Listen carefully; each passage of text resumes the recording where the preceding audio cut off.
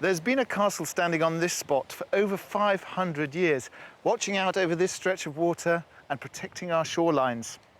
Where am I? Well, I'll give you a clue. We're not on the mainland.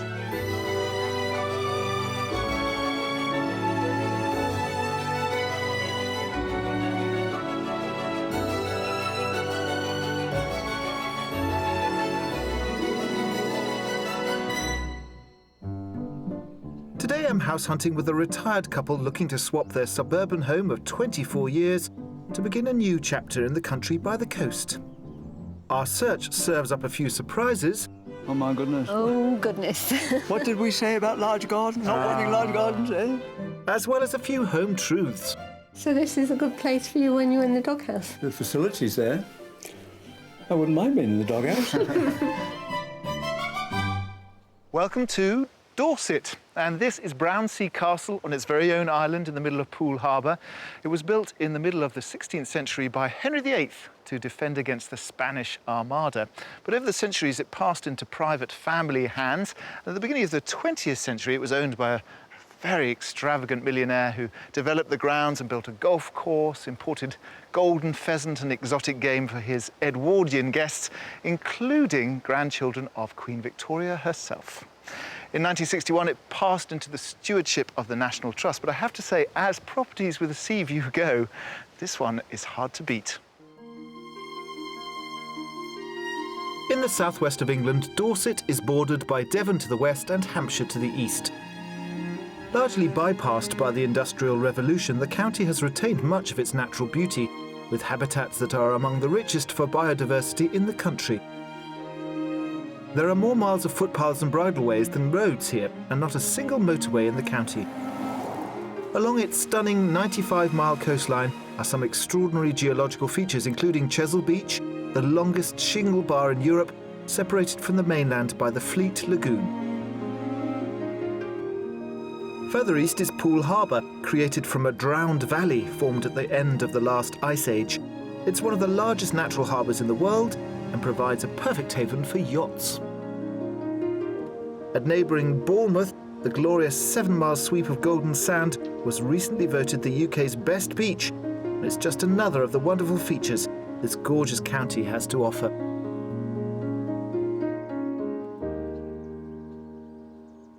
Living cheek by jowl with that bracing coastline and this beautiful countryside seems to have a benefit. A government survey suggests that Dorset has the highest life expectancy in the whole country, particularly in the east of the county, which is where I am standing now. But long life and beautiful countryside does not come cheap.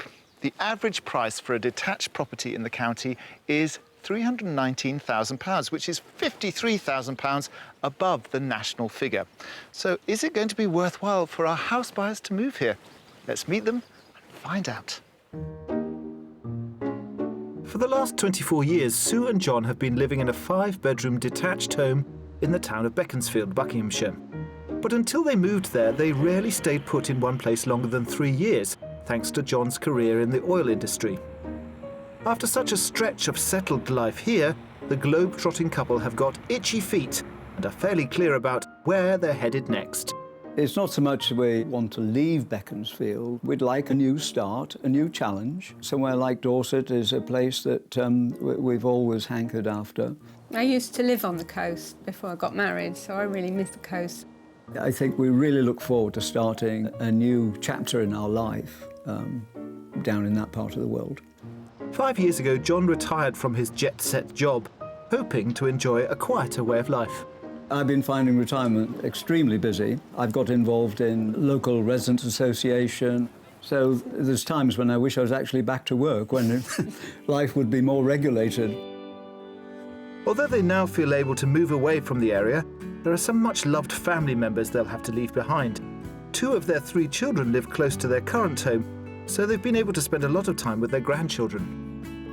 We really enjoy being grandparents, and that's one of the downsides of moving, really. But they've all promised to come and visit us lots and lots. And I suspect half-term will be quite popular, so we're looking forward to that. Something else Sue is looking forward to is having more time for her hobbies. I've always enjoyed needlework. When the children were little, we lived in Abu Dhabi. At that time, in the early 1970s, you couldn't actually buy clothes for the children, so I used to make most of the children's clothes then, and I've just continued. And there's one particular pastime they enjoy together. We are both quite competitive. John usually gets quite cross because he's trying really hard. The harder he tries, the worse it gets, isn't it? And Sue is so laid back, you know, OK, it's only a game. But anyway, we love the game. It gets under the skin. And whenever we go on holiday, we always have our clubs with us. On the days when the weather isn't suitable for golf, there's a place indoors where John is most likely to be found. I like being in my study. Sue and I don't share the same television programmes. So when she's looking at her soaps, it's a fine time for me to go in there and have a little escapism. But I've got some bits and pieces in there, my toys, a bit of a collector of military and things. There's so much stuff in there. Yes, there's all sorts of stuff, but it's stuff that I like. Uprooting after 24 years and moving all that stuff might seem daunting, but this couple aren't fazed. A move, it's almost in the blood. I quite look forward to the challenge of it. We're not too old for a new start.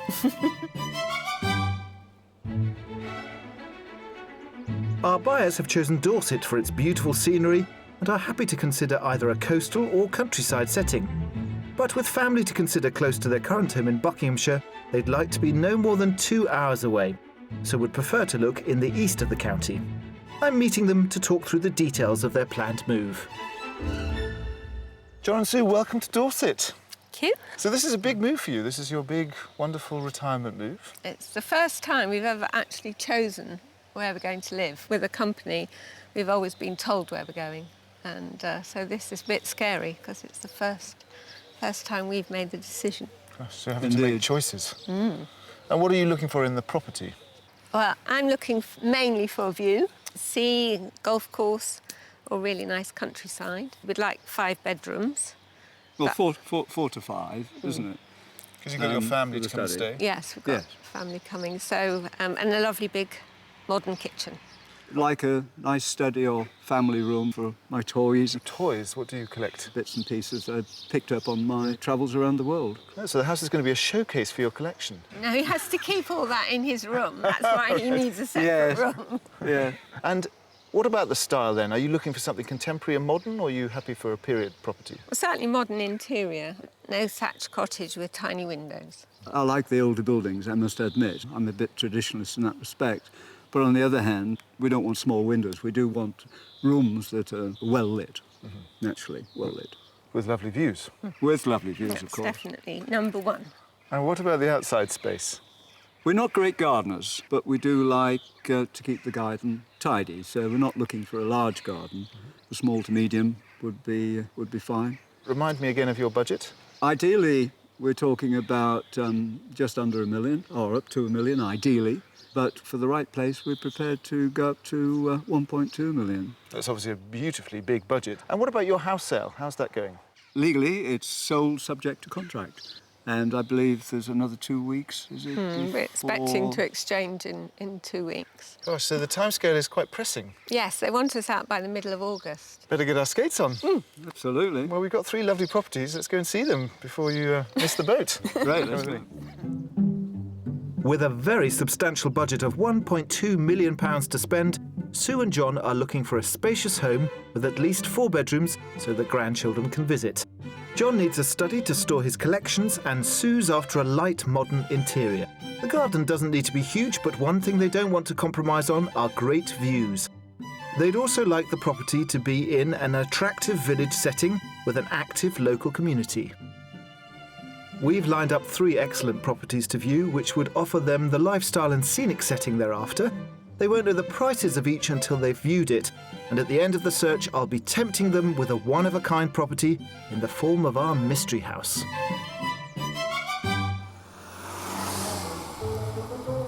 So it must be quite a long time since you've actually looked to buy a house together. 25 years? Yes, it is a long time. Who has the final say? We both usually do agree. Right.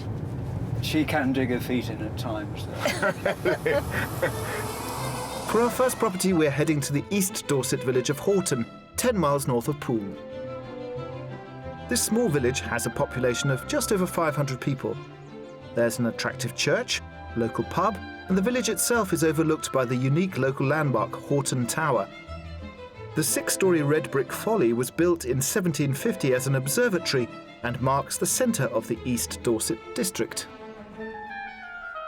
Just a mile away from a very prestigious golf course, and 100 yards from the pub, hopefully the position of our first property will appeal to Sue and John. Et voilà, house number 1. Oh, wow. It does look lovely. It's a contemporary property. It's really from the 60s, but it's been extended and completely transformed actually in the last 8 to 10 years. A nice contrast between the brickwork and stone facing. So the core of the house is this really central part, and all these other sections have been added in subsequent decades. You're very well placed here for golf clubs. There's a very exclusive golf club just around the corner. Right. But there are also several other ones, so you've got lots of options, all within like a stone's throw. Oh, really? Promising. Oh, my goodness. It's golfing central here. I'd like to go inside. Let's look in. Built in 1965, I'm hoping this house offers the contemporary living that Sue and John are looking for. Offering nearly 4,000 square feet of floor space, the downstairs centres on a well-thought-out open-plan kitchen and breakfast room, developed by the current owners. Straight into your domain, Sue, the kitchen. Yes. Oh, wow. Oh, it's really lovely. It's nice and light, isn't it? Lovely combination of kitchen with the dining area right out onto decking. Yeah. Really lovely. That's exactly what I like. Is it? Yes. A nice modern kitchen. Yeah. The ceiling being so nice and light, and this area is really light. And, you know, when you've got the family, it's really nice not to be shut away in the kitchen. Yeah, absolutely. I like this sociable area. It's lovely. And through there you've got a sort of TV snug room. Around the back there's a big utility room, a downstairs toilet and lots and lots of storage. Is it your taste in finishing? Oh, yes, indeed. Great. So let's go through into the lounge. At the front of the property there's a study area opposite the main lounge, a large modern space with a southerly aspect. More space. Oh, yes, it is. It's lovely. Really unusual with the glass panelling there. Yeah, glass bricks. No, it is. It's lovely. Yes. In our existing lounge, we've got our U furniture cabinets, which probably wouldn't go in. They might go against this wall, but I think they would look a little odd. To get more modern. Yes, but they would. Well, they would fit in in that area over there. That would be my study. Okay. You can fight about it. Yeah. But there are many options. Let's look upstairs. They're already visualising how this property could work for them, which is a very good sign. Luckily, there won't be any need to argue over rooms once they've seen the rest of the house. Upstairs, there's plenty of space to accommodate the family with 3 good-sized guest bedrooms, 2 modern en-suites, and an impressive family bathroom with floor-to-ceiling windows to the garden.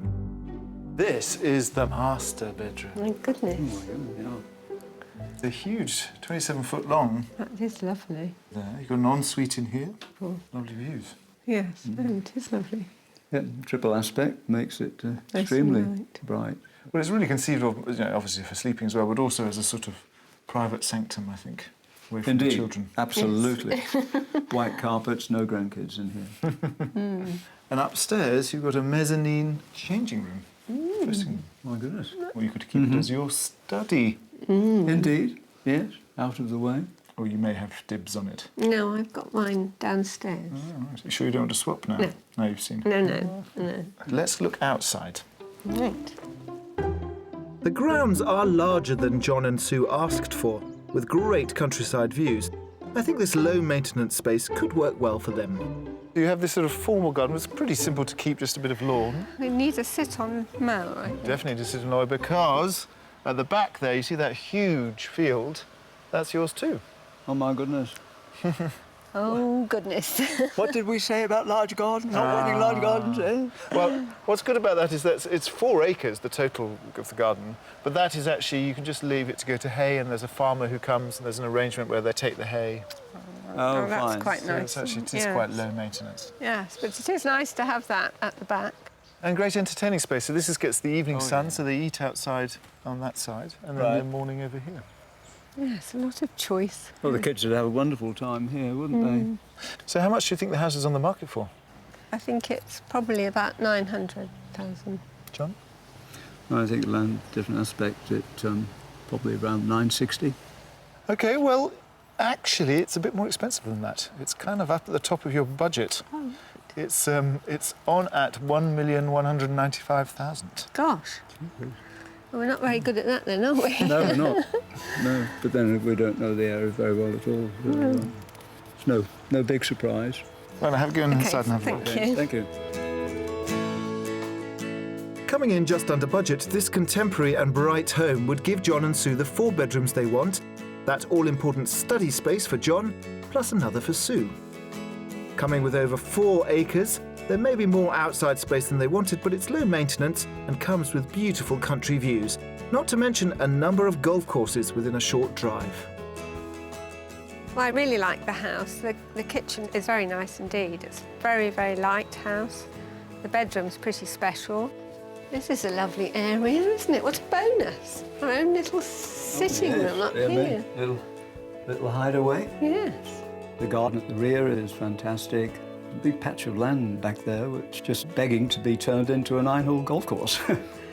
The house is definitely a contender. I think the issue is the location for us, because we don't know this area at all.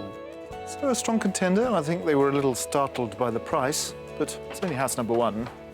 All done? Yes, thank you. Excellent. So pull the door behind you. We're going on to house number 2. Thank you. Oh, great.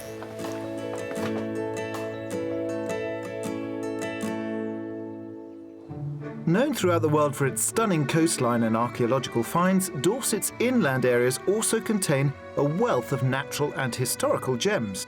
Running parallel to the sea, the South Dorset Ridgeway is a 14-square-mile chalky ridge whose numerous long barrows hold evidence of man's existence dating back as far as 4000 BC. But this area of outstanding natural beauty also holds lesser-known secrets in its flora and fauna. We sent John and sewing enthusiast Sue to meet Annabelle Wilson, a local textiles artist who's been putting the region's native plant life to artistic use. I'm up here collecting plants to dye fabrics and yarn with. And we've got this really nice patch here because there's quite a lot of different choice of plants. How many different plants do you use for your dyes?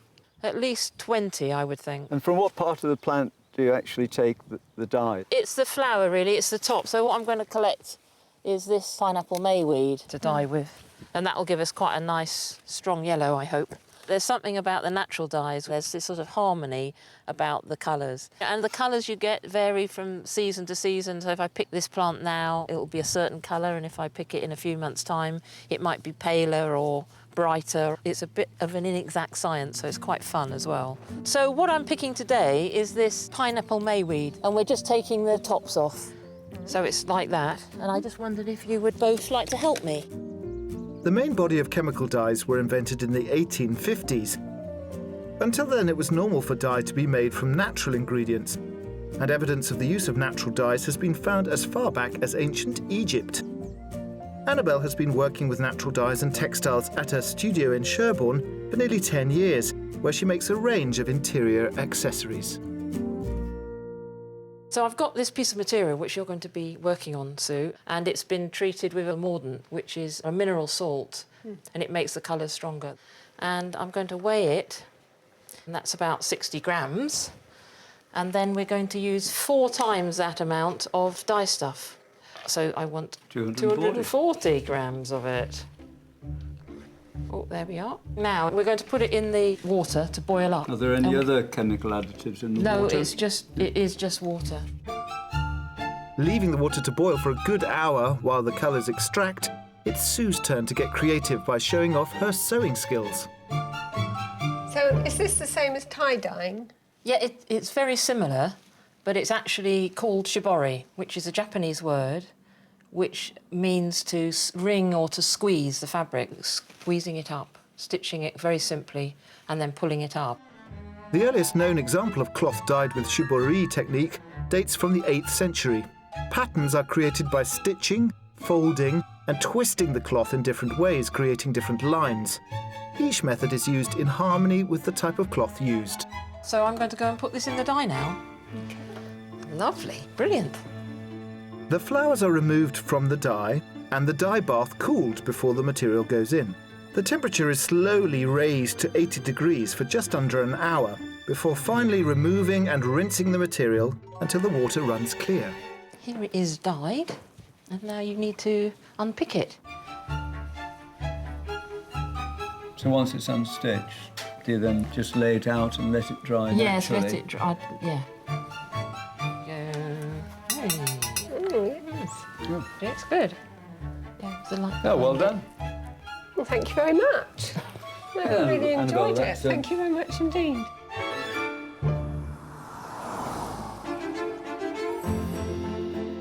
For our second property, we've crossed the border just east of Dorset to the Hampshire village of Damerham, 13 miles from Salisbury and 5 miles from the New Forest. Running along the River Allen, this typically English village provides excellent walking, riding and cycling opportunities for residents and visitors alike. The community is based around the local pub and the village hall, and it's a 5-minute drive to the nearest shops in the neighbouring village of Sandalheath. Down a country lane and standing proud behind hedged gardens is our second property offering. Come here and you get a full frontal version of the house. Gosh, yes. That's very imposing. Impressive. So we're not going contemporary here. This is a much older offering. As long as it's got a nice modern inside. Architecturally, it's more in It's lovely. sympathy with my feelings. Ah, now it's becoming clear. Split taste. Well, it is a historic building. You've got this bit is the Georgian part, the redder brick. This is an Edwardian extension. And then on the other side, there's an 80s extension plus a little extra. Oh, right. Plus a very special treat added to that. Oh. We've crossed over the border into Hampshire. Is that a problem? No, it isn't actually. Because it's not going to be any further than 2 hours from our home. Well, much closer. It's 1 hour Yes. 40 to Beaconsfield from here. Oh, right. Well, that's good. Shall we go in? Indeed. Larger than the first house they viewed, this one occupies 3 floors, and despite being extended over the years, has retained many of its traditional features. Here's the kitchen and dining room. Quite farmhouse feel to it, isn't it? Yes, imagine that'd be very Cosy. cosy in the winter, particularly with the wood burner on the go. Is this a different offering from the last one? Yes, definitely. Does it match up, or does it feel... I think I preferred the other kitchen a little bit more than this one. The wood I preferred, the granite and the wood. Let's go and look at the rest of the house. So, this is the orangery. Well, this is nice and light and airy, isn't it? Doesn't get more airy and light than this. No, it doesn't. No, this is This is lovely. This is the conservatory, isn't it? The extra edition made actually in the last sort of 10, 12 years. Yes, no, this is gorgeous. It is, Lovely, it's lovely. well constructed. And then this is the sort of 80s extension and the sort of sitting room that goes through into this space here. Lovely and warm and light. Is it gripping you like the last house, or not so much? Not quite as much, although I love this room. Yeah, I can imagine spending time in this room. Okay, so muted feelings. Just a little, yes.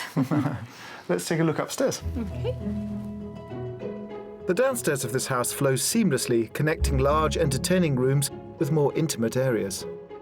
Back through the kitchen, there's a large formal drawing room with views to the garden and meadows beyond. And the trend continues upstairs. They used this as the master bedroom. Right. This one has a very nice ensuite, you can see, and a dressing room. So you can take your pick. Indeed. No, it's a lovely room. Again, a lovely room, Nice yes. proportion. And here you start to get the No views. flat bed. So you get the views over the fields and the horses to the village school. Indeed, yes. So you can sit in bed and look out. Yeah. Very nice, comfortable room. I'm conscious, though, John, that we haven't given you a study. I'm here waiting in anticipation, though. Don't wait any longer. Right. Follow me. Okay. There are 3 further bedrooms on the first floor, 2 of which have ensuite bathrooms. The 5th bedroom is on the 2nd floor, which has been converted to a self-contained suite, the perfect setup for John. This will make a lovely office, I think. Yes, indeed. Oh, Oh, playroom, playroom. My kingdom for a playroom. Yes. Oh, my goodness. This is spot on, absolutely. Ah. Yes. And you've also got a bedroom through there with an ensuite. so this is a good place for you when you're in the doghouse. Indeed it is. And with the facilities there, I wouldn't mind being in the doghouse. A few cans of baked beans, you'd be laughing. Wonderful, absolutely. Yeah. So this gets a tick from you. Oh, absolutely. Yeah, double tick, double tick. Well, let's look at the garden and see if that pleases Indeed. you. Outside the property is a double garage, a number of seating areas, and wide gardens backing onto open farmland at the rear. So lovely views over the field. Well, that's not your field. This is your boundary. Right. So a smaller garden, but it's still about half an acre. Yes, no, it's still It's a lovely garden. very nice garden. Oh, Quite it's- manageable, isn't it? We haven't got too much to do. So what do you think the price of the property is? It's really Oh, my difficult. goodness. I think this one, probably about 1.1. What do you think, John? Well, it's certainly a large, imposing property, so I think it'd be at least 115. It's actually on a shade under 1.1. It's on at 1,095,000. Right. Oh, so that's good. OK, so you guys go back in and I'll see you at the side of the front door. Okay, thank Okay, you. hang on a second. Do you? Oh, you see, I love this house. I think it's gorgeous, but I can also see that it's sort of rather overwhelming. There's so much to take in. I'm hoping as they wander around, they get more inspired, or particularly Sue will get more inspired. For £105,000 under their sizable top budget, this huge extended home is a mix of traditional and contemporary that would give John and Sue enough space to accommodate the whole family while offering the perfect hideaway for John and his toys. Many of the rooms have a southerly aspect and those countryside views. They'd get the village lifestyle they wanted and be nearer their family in Buckinghamshire. I loved the village as we drove in. I thought it was really, really nice villagey feeling. And the house is really imposing. I really like that. Oh, this is a nice room. Oh, it's beautiful.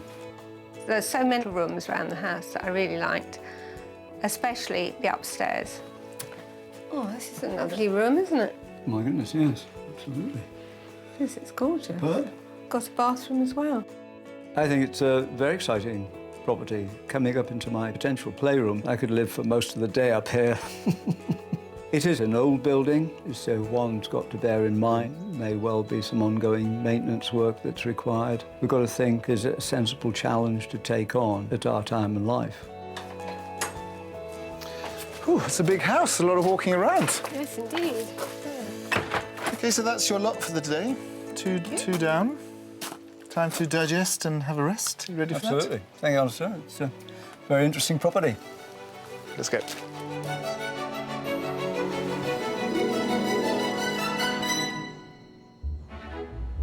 It's the second day of our search with retirees John and Sue, who are looking to leave behind their lives in Beaconsfield, Buckinghamshire, to return to Sue's roots by the coast. Armed with a hefty £1.2 million, they're hoping that Dorset will have the dream property for them. Still to come, my mystery house baffles our buyers. You wanted a mystery, this is a mystery. It is a mystery. The mystery is probably why on earth has he brought us here? Well, that does come to mind. And I find myself treading water. Welcome to an upturned Atlantic. Oh, it's lovely down here. What a day yesterday. 2 big budget houses, lots of strong responses. I got the impression that Sue was not so sold on the second house, although after I showed him that man cave at the top, John was definitely gunning for house number 2. I think one of the problems for Sue was that there wasn't really views, and she really, really wants views. So for the mystery house, oh my word, we are giving them views. But it's going to involve some work. And what do you think we're going to show you for the mystery house? Have you had any thoughts about that? Well, I'm hoping it's going to have a really spectacular view. And a fabulous kitchen to go with it. So that would be really, really nice. Have you seen the show? Scenario. For our final offering, we're stretching the search area by moving further west to give them the coastal setting they dream of. 7 miles south of Weymouth, our mystery property is in Weston on the Isle of Portland. 4 miles long and just 1.5 miles wide, the island sits in the English Channel, forming the southernmost point of the county of Dorset. Weston is one of just 8 villages on the island, the second largest of which is Easton, just a mile down the road. Our mystery house is an architect-designed circular property positioned high on a cliff, maximising views out to the sea. But this stunning setting comes with a compromise. The plot around it needs a lot of work. Now, you are puzzled, aren't you? Very. Oh, my goodness. Yes. You wanted a mystery. This is a mystery. It is a mystery. The mystery is probably why on earth has he brought us here? Well, that does come to mind. Well, I totally blame the both of you because you wanted views and you're interested in military history. Correct. So this, believe it or not, is a modern building based on a pre-World War I military installation. Terrific. You know, as we headed up the winding road, I said, I bet it's going to be an old lighthouse or something like that. The lighthouses are so last year. Well, absolutely. It's all about military installations. So obviously we come onto the island of Portland. Right. It's not famous for its golf courses. It's true. You will have to cross the causeway to get to the nearest golf course in Weymouth. But you wanted views. Yes. The fortress on this plot was constructed in 1902 as part of Portland's coastal defence. Now an area of archaeological interest, the site was purchased by the previous owners in 2007 to build this unique modern home. Despite the building being completed to a high specification, parts of the inside still need some finishing and the outside of the property is yet to be landscaped. But I felt I had to show it to them for one very good reason. Oh, goodness me. Do you understand why we brought you here now? Yes. Yeah, that's terrific. That is lovely. So the whole house is built around this room, really, and this view. Can cook with a view. And a modern kitchen with a black marble Definitely worktop. a modern kitchen, yes. You can see basically the whole length of Chesil Beach.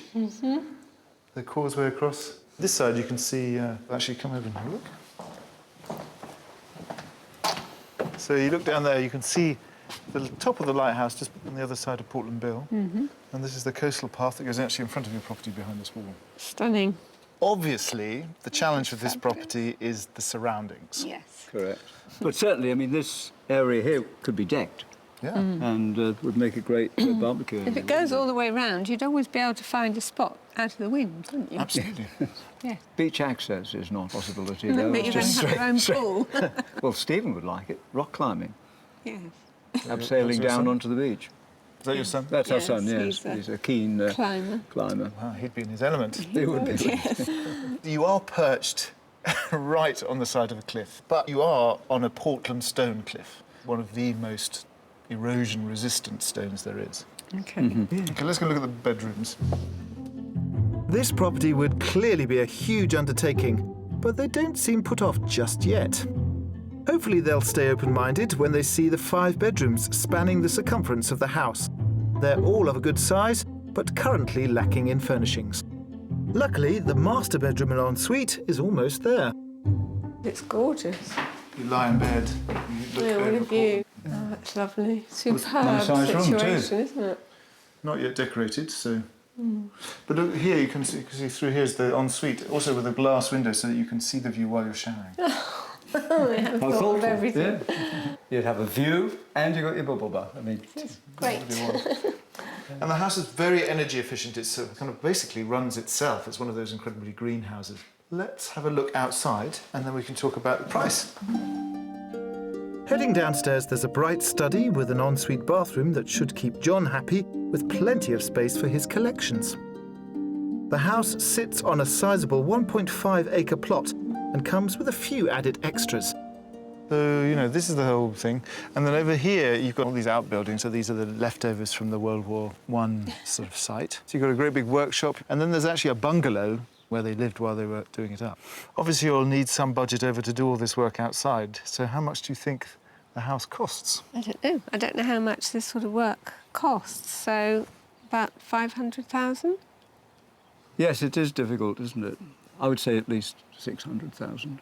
Well, it's very difficult to price a property like this. I mean, it's kind of unique.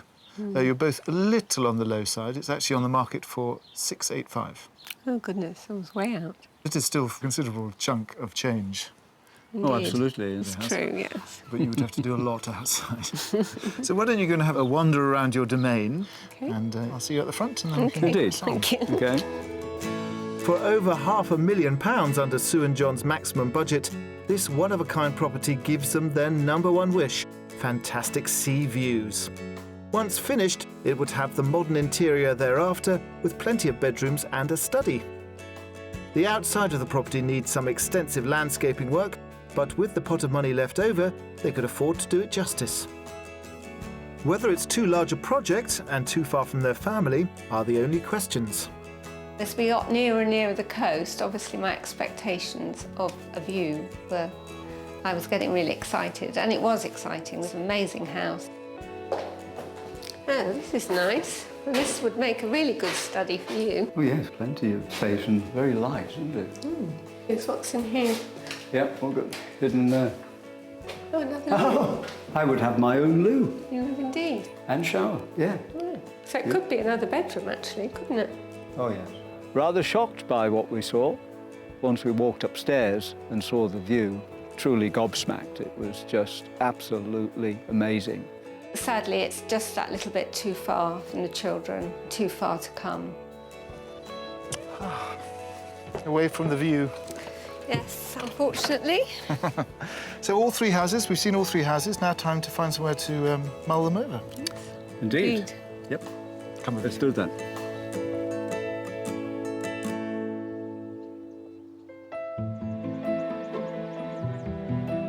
Dorset is celebrated for its landscape and captivating coastline, 3/4 of which is a World Heritage Site. But like the rest of the British Isles, its seas can be deceptively treacherous. Keeping a watchful eye on the welfare of seafarers is the RNLI. And it's here in Poole, at the charity's purpose-built college, that the thousands of volunteers who make up the RNLI's lifeboat crews and lifeguards come to receive their training.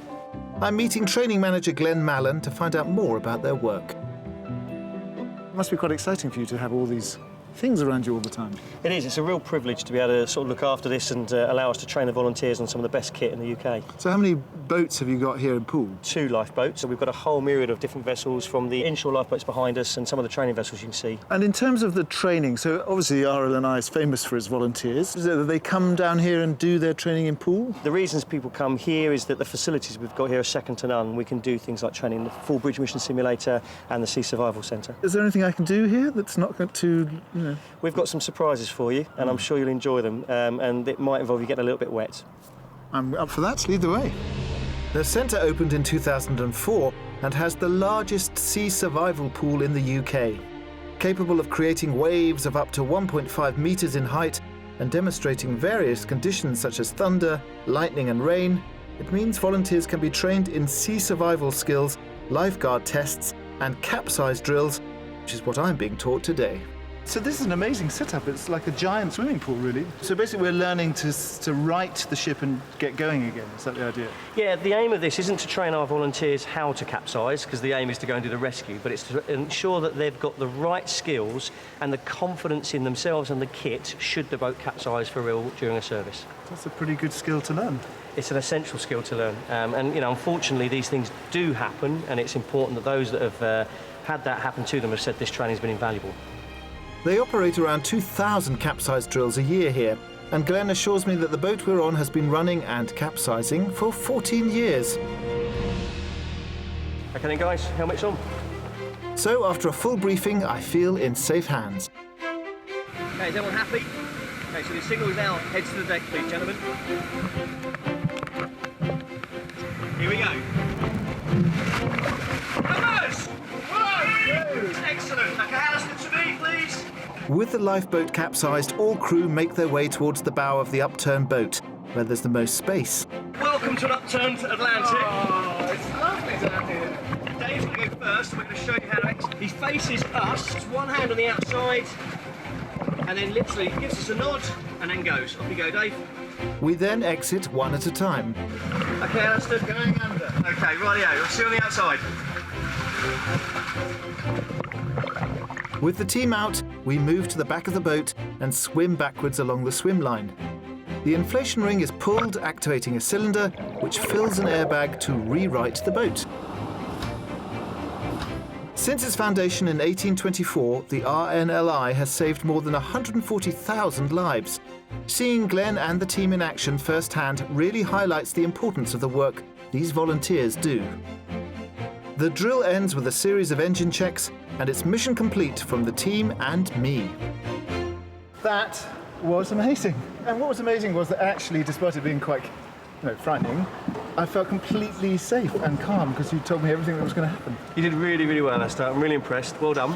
And that demonstrates that for our volunteers who, less than 1 in 10 comes from a maritime background now, this training's vital. Yeah. Well, hopefully I'll never, ever have to use it. I hope so too. Brilliant, though. You're brilliant. Time to find Sue and John and see which houses cut the mustard, if any of them do.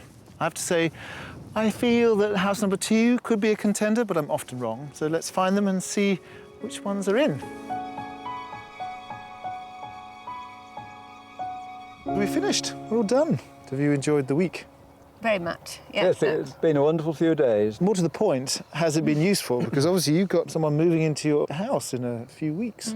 Yes, we have. But sadly, I don't think we've found our house. I think if you could put the first house in the second house's situation, that would have been great. But we are going to go back to Horton and have a look and look at the village area. So of all the contenders, it was the first house that took your fancy most? Yes, the specification of that house, all the rooms and the views from it as we would want. Lovely garden, not high maintenance. I was surprised to have 4 acres of land tagged on the back, but as I said, could turn it into a local pitch and putt and make some money that way. But the one factor against it really appeared to be the lack of being part of a community village. So interesting, the second house dropped off the menu. We did really warm to it, a superb property, but I think the upkeep with it necessary would be something that perhaps we could do without at this time of life. It would be a labour of love to maintain it in good shape. So have things come into focus? I mean, I know the clock is ticking because you actually need somewhere to live. Yeah, I think we're going to have to rent, I think. Right. And then take our time, a bit more time. But in terms of what you're actually looking for, what's come into focus? It seems that views are very important and actually contemporary, modern is important. Yes, well, certainly modern inside. Well, I'm sorry we didn't manage to pull a jackpot for you, but it's been lovely showing you around with a lovely big budget, and I hope you've enjoyed your time in Dorset. We have very much. And yeah, toy, toy, toy. Let's hope you find somewhere before they come knocking and demanding the keys. Yes, thank you.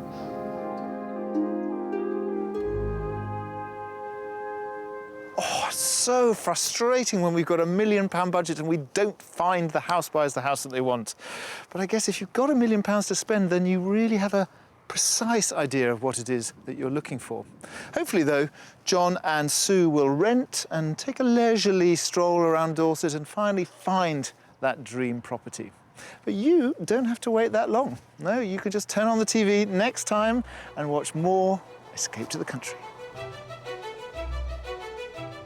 If you would like to escape to the country in Scotland, England, Wales, Northern Ireland, or perhaps even further afield to the continent and would like our help, you can apply online at bbc.co.uk/beonashow.